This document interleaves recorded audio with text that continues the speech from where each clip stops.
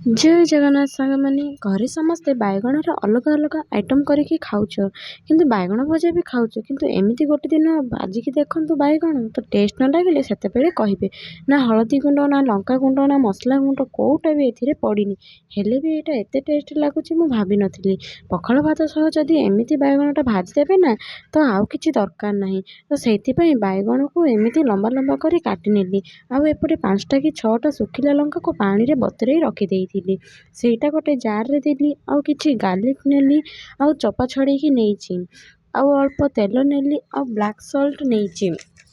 Black salt ଦେଲା ପରେ ଏଟାକୁ ଭଲରେ ଗୋଟେ ପେଷ୍ଟ କରି ନେଇଛି। ୟା ପରେ ଜାଣିଥିବ କ'ଣ କରିବି ବାଇଗଣରେ ସବୁ ପେଷ୍ଟ ଗୁଡ଼ିକୁ ଭଲ ଭାବରେ ଦି ସାଇଡ଼ରେ ଲଗେଇଦେଲି ଆଉ ହଁ ଦି ସାଇଡ଼ରେ ଏମିତି କଟ୍ କରିଦେଲି ଯେମିତିକି ଭିତରକୁ ମସଲା ଗୁଡ଼ିକ ଯିବ ନହେଲେ ଅଲଣା ଲାଗିବ। ମସଲା ଗୁଡ଼ିକ ଲଗେଇଲା ପରେ ତାୱାରେ ତେଲ ଦେଇ ଭଲ ଭାବରେ ଦୁଇ ସାଇଡ୍ ଭାଜି ନେଲି ଆଉ ଲାଷ୍ଟକୁ ଧନିଆ ପତ୍ରକୁ ଉପରେ ଦେଲି। ଦେଖନ୍ତୁ କେତେ ସୁନ୍ଦର ଦେଖାଯାଉଛି, ଦେଖିବାକୁ ଯେମିତି ସୁନ୍ଦର ଲାଗୁଛି ଖାଇବାକୁ ବି ସେତିକି ଟେଷ୍ଟ ଲାଗୁଛି ଆଉ ବହୁତ ରାଗ ମଧ୍ୟ ଅଛି କାହିଁକିନା ଏଇଟା ପଖାଳ ଭାତ ସହ ଖାଇଲେ ବହୁତ ବଢ଼ିଆ ଲାଗିବ। ତ ଏମିତି ଥରେ ଟ୍ରାଏ କରିକି ଦେଖନ୍ତୁ ଆଉ କମେଣ୍ଟରେ ନିଶ୍ଚୟ କୁହନ୍ତୁ ଭିଡ଼ିଓଟି କେମିତି ଲାଗିଲା ଆଉ ଜଲ୍ଦି ଜଲ୍ଦି ଫଟାଫଟ ସବସ୍କ୍ରାଇବ୍ କରିଦିଅନ୍ତୁ। ରହିଲି, ନମସ୍କାର, ବାଏ ବାଏ।